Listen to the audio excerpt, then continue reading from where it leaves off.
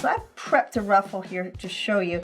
I've cut it on the bias and I've run it through my serger, and I started with the end at a point because that's how I'm going to start it on my pillow. I've got my ruffler, and my ruffler, there's several settings here. There's 4 settings here where we can move this little lever and have this little, what my grandmother would call a little piton. I don't know what that is. It's French for something, but I don't know what it is. But the little piton sticking out there. So you can have it sticking out at 1, 6, 12, or 0. When it's on 1, it's going to make one little pleat or one little gather for every stitch. When it's on 6, it's going to make one gather for every 6 stitches, and when it's on 12, it's going to do one gather for every 12 stitches, and on 0, you've disengaged it. So if you wanted to do some sewing and you didn't want to take it off. When you go to put your ruffler on, this little hand right here has to go over your needle screw right here, because that up and down motion of the needle is what makes it work. So let's put that on.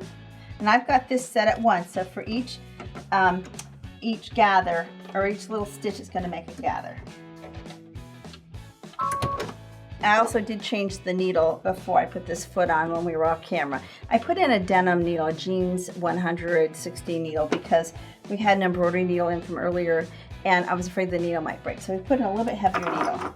So now I'm going to start with my point. And one of the things that I did is I put 2 pins that were 10 inches apart, because I want to see if this is gathering the right amount of fullness. So if I wanted about 2.5 times full, which is kind of the average, the standard for pillows and for ruffles, those pins that are 10 inches apart will have to be 4 inches apart when I'm done. And that will tell me if I need to adjust it at all. I'm going to gather.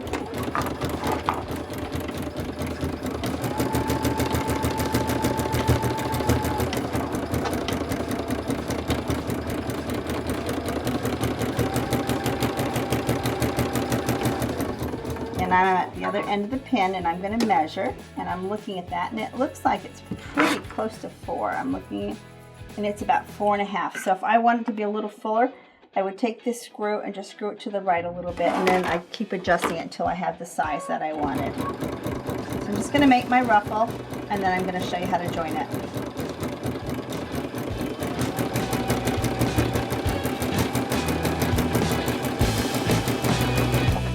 If you'd like to see complete instructions on this project, join me at sewathomeclasses.com, where you'll see every step along the way.